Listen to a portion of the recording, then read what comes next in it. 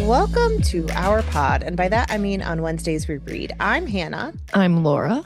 And we are usually two best friends who do a deep dive into a new book series, one book at a time, except when we are on Indie Mission, and we are Mission. three friends Three best friends. because today we are welcoming to the podcast Alice Poon, who helped write the lovely book we've been discussing over the past 2 weeks, The Heavenly Sword. Welcome, Alice.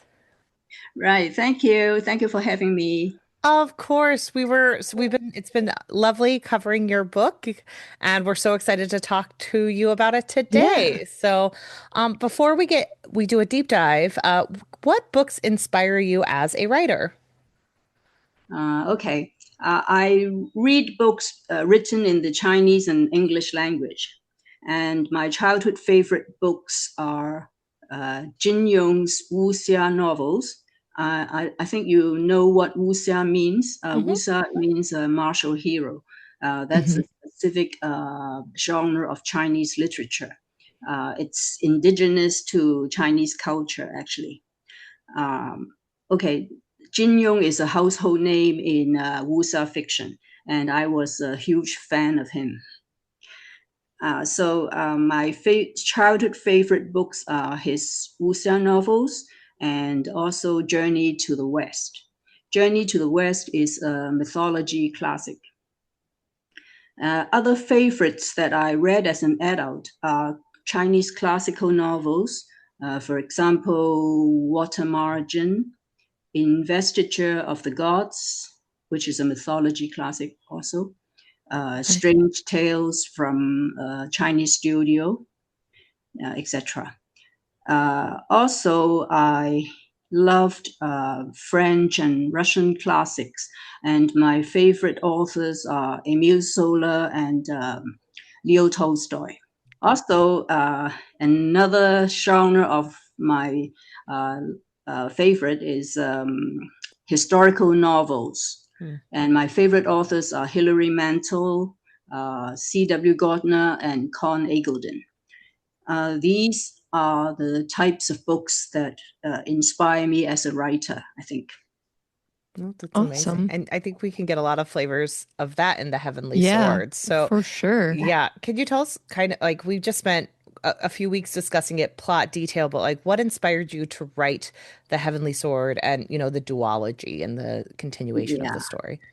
Yeah. Actually, when I was doing research for my first two historical novels, I came across a novel which was written in the Qing dynasty.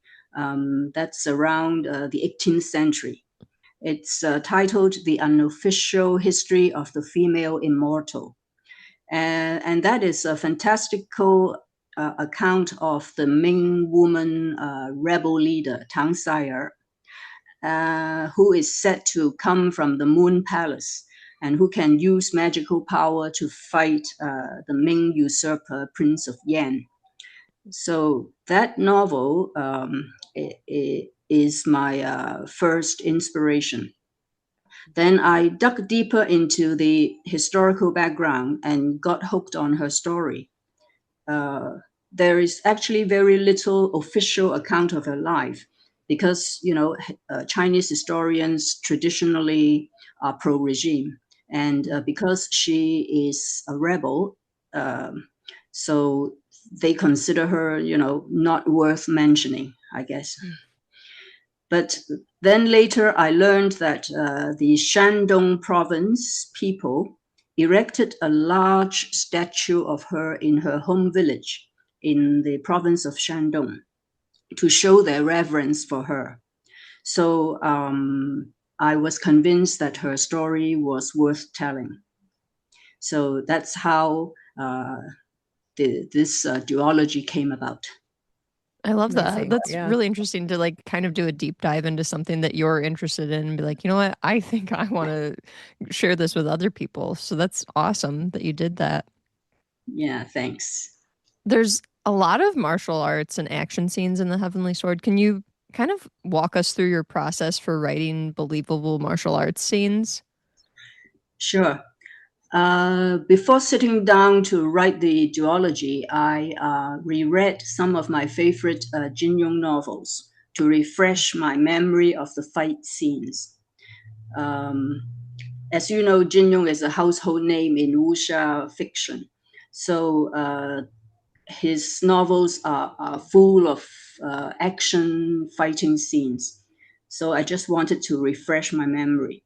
Then I read the recently published English versions of some of his popular novels. As you know, recently a mainstream publisher published some of his most popular books. The English they published the English versions of his most popular books, and it's the Condor Heroes trilogy. Okay. So I read A Hero Born. I don't know whether you have heard of these titles. No. A Hero Born and A Bond Undone. It's from book one of the Condor Heroes trilogy. And these are English versions, official English versions. Also, I read other Asian fantasy novels that describe martial arts fighting, like Wesley Chu's The Art of Prophecy and Chris Emmett's The Scholar's Blade, just in order to familiarize myself with the martial arts jargon in English. When actually writing a scene, I just let my imagination run free while searching my memory for images of fight scenes from my favorite movies and Chinese web dramas. There are lots of Chinese web dramas that are in the genre of wuxia. So I just try to remember those fight scenes while writing my own scenes. That's awesome. I know a lot of authors that write like a lot of martial arts scenes actually have like a background in martial arts themselves, and it sounds like you have been a big been really influenced by martial arts and have been able to just draw from a lot of your favorite media to write a lot of really good martial arts. Yeah. Actually, my two muses are Chinese history and the wuxia xianxia media. These are my two important muses. You can definitely see that on the page. So it definitely comes through. And I'm sure it's also fascinating to kind of come to books and media you love, even through like reading the English language version of it and seeing like how it comes across and how to bring that to other readers is amazing. Right. Yeah. I'm also fascinated with the idea of like internal energies and how we utilize them as a force of nature against those, especially in the beginning, we have early sections where we're talking about like brute strength versus internal ki. And what was it like kind of playing with ki and other energies when it came to building your characters and kind of those action scenes? Okay. First of all, the term we pronounce it as qi. Oh, I apologize. Thank you for the correction. That's okay. I know. Qi is well, as someone who grew up reading wuxia stories by Jin Yong and watching all the TV and film adaptations of those stories, I've always been familiar with the terms like qigong, or qigong is actually the practice of qi. And another term is very common, is called Cheng'en. Cheng'en is the practice of lightness skill. Well, qigong, or the practice of qi, is actually to utilize one's internal energy to magnify the forcefulness of an external move. That's the whole concept of qigong. Whereas Qinggong, the practice of lightness skill, is the technique where the practitioners are able to use internal energy to sort of lift themselves up in the air as if they are weightless. Of course, it's an exaggerated kind of martial arts technique. But it's very, very common in wuxia fiction to have such movements. I don't know whether you have watched the movie Crouching Tiger, Hidden Dragon. Hidden Dragon, yeah. Yeah. Do you remember there's a forest, a bamboo forest fight scene where the male lead and the female lead, they fought while balancing themselves on willow tree branches. Yep. Yeah, that is what is called Cheng'en. Okay. Because they just appear to be light, weightless, and that is what in wuxia fiction known as Cheng'en. Okay. Sometimes it can enable the practitioner to jump across roof or scale high walls, or just glide on water surfaces, all that magical moves, and this is called Cheng'en. The protagonist of my story is a woman of a slight build. So Qigong and Qinggong particularly suit her physique, I think. So it was really fun to describe these almost magical movements in a given scene. Yeah, for sure. It's mentioned like a few times about like how their builds are kind of like suited for the specific thing that they are really good at. And I think that that's clear that that's kind of what you were getting at with doing that in your writing too. Yeah. I also think that this is an interesting book from the standpoint of like the actions of the mortals impacting immortal beings, because we see a lot of like different at least I've read a lot of like Greek mythology where the actions of the immortal beings can very much affect the mortals, but it usually doesn't happen in the other way around. So what kind of made you want to explore something like this? Well, at the outset, I wanted to write a story that combines the usual wuxia tropes with mythology elements. As I said earlier, the inspiration for this duology mainly came from that Qing novel. And that Qing novel is actually a fantasy novel with heavy mythology elements.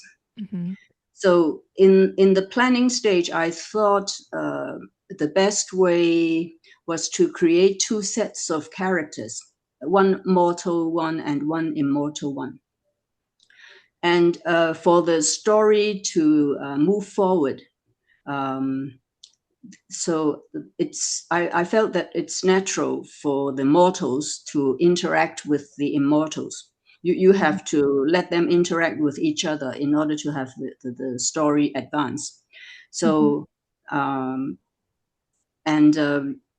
by interaction, it just means one group's actions will naturally impact on the other group, and also vice versa. So it's a two-way thing, I think. Okay, so they're just in a relationship in that way. That I got it. Yeah.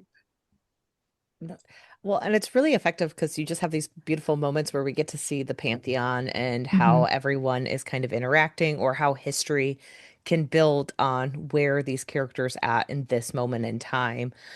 How did you kind of layer all of this mythology with overlapping history and creating new stories for these characters?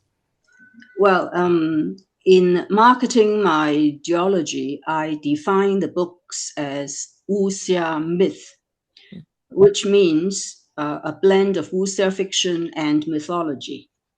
And wuxia fiction itself is always set in imperial China, so there's always history involved. In the case of my duology, as the protagonist is a real historical figure from the Ming Dynasty, so the history part must be an integral part of the story. And it was my creative attempt to blend the wuxia story that is grounded in history with mythology elements. As I mentioned earlier, I thought the best way to do this was to create two sets of characters, one mortal set with both historical and fictional characters, and one immortal set with known mythological beings. In order to link up the earth with the pantheons, I let the protagonist and antagonist each assume a double identity. So Tang Sire is also Chang'e, the moon goddess, and Judy, the tyrant, is also a sky wolf from the pantheons. By giving them immortal past lives and mortal present lives, the first link is thus set up between the two worlds. And from there, the story advances as other mortal and immortal characters come into play. Where mortal characters are concerned, a stretch of Ming history becomes central to their development, while immortal character stories are anchored in Chinese myths and legends. Then I play around with either positive or negative interaction between particular mortals and immortals. In that way, I could create plot twists and turns, and that's how I did it. It's really effectively done. Yeah. It gets really intense at times, and there's like a lot of like complicated political things going on and everything in this world. And I was kind of wondering if you found it difficult to write this like balance of a growing relationship between two of your characters and some of the like intense moments and political situations that are happening in your world that you've created. Oh, okay. I am a long-term fan of Chinese web dramas, especially in the wuxia and xianxia genre. And I have always preferred those dramas where the love stories are tortuous, where a couple's love is tested time and again by external circumstances beyond their control. So for me, it felt natural to subject the love relationship between Sire and Sanbao to numerous trials, like the play of treacherous politics and subterfuge, and Judy's jealous interventions that they have to navigate. I think this kind of creates tension, which will hopefully keep readers on the edge of their seat. No, it does. Well, and I was really shocked because, like, as we go through this, you do such a good job of layering on, like, the stories of the Pantheon and, Sayur, and we follow Sayur through so many different moments. And then towards the middle, we suddenly get the sharp turn and we get Sunbao's perspective and how he views the world. And it was a complexity I wasn't expecting because it was such a sudden turn. And we get that a few times with various characters where suddenly we're kind of let into them and we get to see that background. What like interested you in opening us up to more characters than just Sair as the main focus or perspective throughout the novel? Okay. I think this is one of the obvious influences that Jin Yong's novels have on my writing. His novels famously have huge casts of characters and complex plots, very intricate plots. In addition to the main leads, his supporting characters also get fully fleshed out, and that is his style. I think I was just following his example in this respect. By giving voice to my male lead and other supporting characters, I hoped to give the narrative a more rounded presentation, and thus making it more deserving of the term epic. Sure. Don't you think so? Oh yeah, yeah, no, it's for definitely sure. it's a huge epic, and you do such a good job of Thank like you. building the drama of it and layering everything in. So Yeah. Well, and Sire has like a lot of family history pop up, and there's just a lot of things that Sayre has to balance. And she's often questioning the people that she knows the most and what they've shared with her and how it will affect her and the others around her. And I was kind of curious, what was it like looking at these types of complex family structures as a writer? Oh, okay. I think this could well be the influence that French and Russian classics has on my writing. Emile Zola and Tolstoy, their stories are very much about complex family structures, right? In writing this duology, I kept in mind that one important theme that I wanted to embed is about the resilience of family bonds, both blood and found. So in drawing up Sayre's family structure, I just wanted to make it a broken one where misunderstanding between her father and her grandfather almost ruins the relationships, but where luckily the bond ultimately survives. I really do love a tragic family story like that, like any kind of like, Family we yes, family sagas where it's just like we have a really tragic backstory, but here's how we worked through it. And Yeah. I do love a story like that. Well, and it's nice because Sayre has like moments of pushing and pulling where she's like, oh, there is so much about my family that I didn't know. Didn't know. But also, I have to walk into this and be okay because, like, I do want a relationship with my grandfather, even though I thought he was dead. And now I'm finding out he's a full-fledged person. Like, I think it's incredibly complicated. And Sayre does such a good job of being like, okay, well, we're going to handle this in the moment. And I'm also going to be in a war. It's all fine. Like, yeah. no, it's really fun, and we both are definitely here for a family drama. So thank you for bringing it to us. So, uh, to get into Sayre's grandfather, one of my favorite characters, and who I was really fascinated with, was Pearlie as a character. She's kind of this overarching figure throughout the novel and a very integral part to everyone's backstory, including Sayre's grandfather and, Master Zhang and all of these different people. And Pearlie has like this very specific decision early in life to sacrifice love for her deep calling to building her skills and building her practice. What inspired this character in particular and her overall journey? Yeah, you have such good memory. Okay. Well, Pearlie is definitely one of my favorite characters. This character was actually inspired by one famous character in Jin Yong's very popular novel titled Return of the Condor Heroes. That is the second book in the Condor Heroes trilogy. And her name is Xiao Nu. That name can be literally translated into little dragon maiden. So this character is the one that inspired the creation of Pearlie.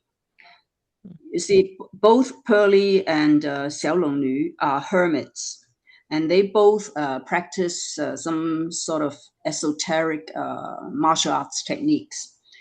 And they are both very beautiful ladies who pledge their lifelong loyalty to the ones they love, regardless of the sacrifices they make for their lovers. So, I think, that's where the inspiration for Pearlie came from. So cool to like pull from all of these different layers and just bring them into this one big epic. So when you also have like this like building of like past selves and storylines as we work through the book, and it's really impressive how you have like all these moving parts. And I was wondering, what is it like weaving all of these stories together in Sayre's tale? Okay. Well, you see, one prominent trait in all of Jin Yong's novels is the large number of subplots which are ultimately linked to the main plot. The notion of creating subplots, I think, just came naturally to me. The important thing, I think, is just to be clear about whether it's a supporting role or an impeding role that each character plays in the story. It's important to remember that, and how all the characters are related to one another. Then I think it's not very hard to link the subplots to the main story. And I actually had lots of fun doing this. I'm sure you did because it's in you mentioning like, oh, you have to figure out like first, how do we connect everyone? And so yeah, you can see how that kind of builds upon each other. Yeah. Yeah. Well, and we talked a lot about all the different subplots and bringing them together and how important that was to you as a writer. And I can say like personally there were so many things like the Pearly character really spoke to me. And then I was very interested because like we hear all these like little droplets of like Neja earlier in the book and then at the end it's kind of like highlighting him. And so I was really impressed with that or like the green dragon popping up here and there. Do you have a favorite part of the story when you were developing it or like do you have a very favorite subplot that you loved spending time on? Oh, yeah. Definitely, I have a favorite part. And that is actually the legendary story of Neja and the Green Dragon. Actually, this story came from the mythology classic Investiture of the Gods. And I just loved that story of that special book. And also, one of my favorite scenes is the undersea scene where Sire and Neja they glide along in the East Sea to travel to the Crystal Palace where the Green Dragon resides. Readers can expect to have a visual feast of the colorful marine flora and fauna through the eyes of Sire. That is one of my favorite scenes in the whole duology. But this particular part is actually in the early chapters of book 2, the Earthly Blaze, and Okay. so that is when Neja and Sire decides to go and locate the green dragon and to have a fight with him. Yeah, that all comes up in book 2. Oh, amazing. Hmm. Well, and Look forward to that. you have a very stunning way of dropping us into like very specific scenes or like talking about the food and the scene setting. And so I imagine having this beautiful, marine life description would be very exciting. So, Yeah. I hope so. We also have Sire like questioning throughout the book really the morality of others and how to view the actions of some of our more villainous or treacherous characters. And I was wondering what inspired you to discuss this type of conflict. Oh, okay. Um, well, I'm not a religious person, but I personally like to believe that humans are not born evil. Hmm. Rather, that when some of them do become evil, it's often due to some horrible childhood traumas that they were subjected to, or due to they're being driven to desperation by extreme adversities in their lives. As a novelist, I feel that backstories of the villainous characters serve to throw some light on certain of their actions. And this type of conflict is actually very common in historical and wuxia sea dramas, Chinese dramas, and which are no doubt the source of my inspiration. Hmm. well, and kind of to bounce off Laura, I was really interested in Sayre and, a lot of her main allies, they have this belief that murder is kind of beyond the pale for a lot of these people. And it's because, they're manifestations of prior beings or gods and goddesses, but a lot of them say like there is a line in the sand, and you should not even kill morally reprehensible characters and complicated characters. What made you kind of decide to put that limit and that rule in place for Sayre and her group of people? Yeah, I'm really glad that you took note of this point. There's a Chinese equivalent to the adage, two wrongs don't make a right. And that Chinese proverb literally says, if revenge breeds revenge, when will it ever end? So I am very influenced by that Chinese proverb. I didn't want to sound too preachy in my novel, but then I thought a novel without a message would make it seem a little ordinary. And in our present chaotic world, which is full of hatred and aggression, I was hoping that such a message will find its audience. So I just wanted to put the point across through narrating Sayre's moral choices. Yeah, that's.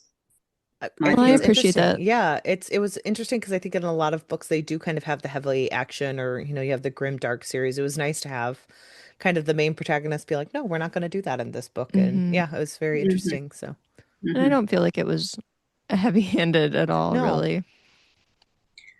Well, you already mentioned a little bit of what we can look forward to in book 2, but what can readers expect from the second book in this duology? Okay. Well, readers can expect even more explosive action that involves espionage in the earthly place. There are two new supporting characters, one named Swallow and the other named Fei Yan. These two will join Sayre and her foster brothers in their unfinished mission. Readers will see Sayre coming into her own as the White Lotus sect leader. In sum total, there are exciting action scenes like an undersea fight scene and a couple of land battles. Apart from the action scenes, there is also heartbreaking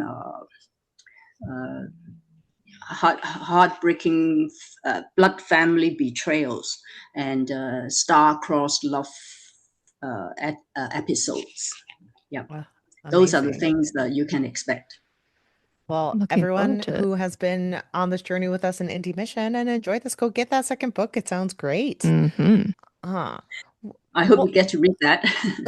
Yeah. Well, and a huge highlight of us doing Intermission is to highlight an indie author and their work, because we want to make sure that we're showing off the hard work. We know how difficult it can be getting through all of these things. Can you tell listeners or people who are interested in indie publishing a little bit about your journey with publishing this duology and your other books? Oh, okay. You see, my love for the historical fiction genre and for Chinese history determined my choice to start my publishing journey with a historical novel. And that first historical novel is based on early Qing history. And the novel is titled The Green Phoenix. It's a fictionalized account of the life of Empress Dowager Xiong, who was born a Mongolian princess and then married the first Qing emperor. And later she became the first Empress Dowager in Qing history. I finished writing the book in 2016, and I was lucky to have a chance meeting in Hong Kong in the same year with Graham Earnshaw, the publisher of Earnshaw Books. Earnshaw Books is a small Asian press based in Hong Kong and Shanghai. So The Green Phoenix was then published in 2017.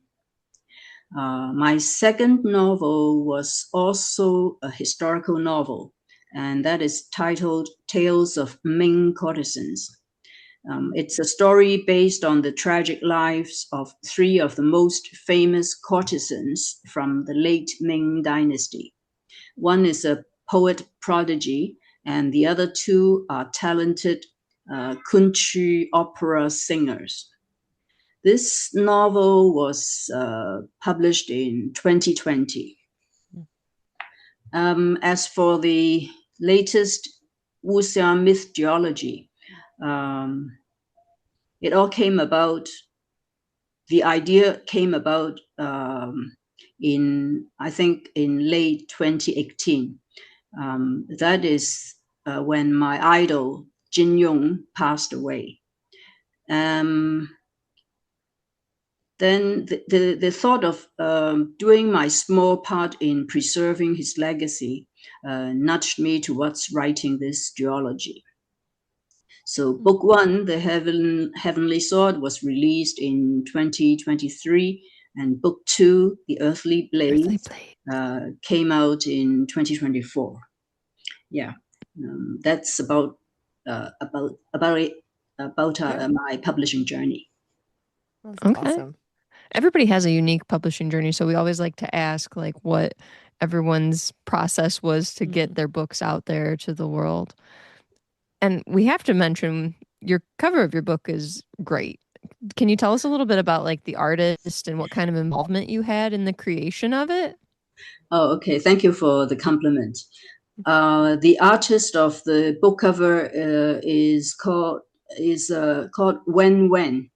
That is her pseudonym. And I met her online on the Twitter platform. I initially provided her with a synopsis of the novel and an idea of what I wanted portrayed. Namely, I told her that I wanted the protagonist, Tang Sayer, the image of a moon and two dragons on the cover. That's all I said to her. So she really did a great job. Yeah, it's beautiful. Then, she presented me with a few sketches, and I chose one. And then I told her my preferred color scheme, and that's it. And because she is from mainland China and living in the States, and she has a very good knowledge of Chinese history, so we had virtually no problem communicating with each other. That's amazing. Did she also do the second book as well? Yeah. She did the cover. They're both stunning, and your slightly different color scheme. Yeah, I love them too. Well, we do want to thank you so much for bringing us this book for Intermission. We really appreciate your hard work, and we really are thrilled that we got to talk to you about it. Can you tell listeners something you're reading, watching, and/or enjoying? If they enjoyed your work, they can see what you're enjoying right now. Oh, okay. Well, lately I've been really lazy, and I've been binging on Chinese web dramas, historical dramas, wuxia and xianxia dramas. Those, I'm really into that kind of entertainment. Where do you usually watch that at? Do you stream them? I usually watch them on YouTube. Lately I've found a website that I can get to watch them free. So, nice. Yeah, the website is a Chinese website. Okay. Called Bilibili. I don't know whether you have heard of it. No, I have not. Thank you. Yeah. Also, I've been reading a historical Chinese history book. It's called Ji Ji Tong Jian. It's one of the most important Chinese history books. It's about Chinese history starting from 400 BC up to 900 AD. Oh, wow. Okay. That's the period that this book covers, and I've been reading it slowly. I'm sure that there's just tons of information. I think it's fascinating because like Chinese history goes so far back. We have so much, I shouldn't say we, there is so much Yeah. information that has been recorded. So that's super interesting to be able to read all about all that far back. Yeah, yeah. Also, some of these web dramas about the history, in that ancient era, really was really stimulating my interest again in that part of Chinese history. Sure. That's awesome. I love that. Well, Alice, thanks for joining us today. Can you tell us where our listeners can find you and maybe find your works if they want to purchase some of your works? Okay. Social media, I'm on Blue Sky, Instagram, and Thread. My handle is Alice Poon Author. I also have a blog that includes a separate page for each of the 4 published novels. Each page contains research information and purchase sources. Great. I think for American, Canadian, and European readers, the most convenient way to get my books is on Amazon or bookshop.org. Okay. For Hong Kong readers, there's a local chain bookstore called Bookerscene, and they carry the paperbacks of all my novels. Oh, that's amazing. Okay, great. Well, and I will put a link to those in the show notes so listeners can check them out. And Thank everyone go you. check out Alice's work and make sure you're Yes. supporting her. We really, Follow again, her online. appreciate you bringing this book Yes. and coming on the podcast and being willing to talk with us about it. I really appreciate you, choosing my book. Well, I never win in a lucky draw or things like that. So this time is really a surprise. oh, well, Well, we're that's happy to great. do it, and we've enjoyed covering it on the podcast. Yeah. Everyone, make sure you're going to listen to our plot episodes of this book if you've already read it, so you can Mm-hmm. join in the conversation with us. And if you haven't read it yet, but you're listening, go buy it and read it Go now. pick So, up the Heavenly Sword, the Earthly Blaze. and you guys can follow us on all the places where we exist online, mostly Blue Sky and Instagram, but you can also find us on Mm-hmm. TikTok or go over to owwrpod.com for more Yep. information.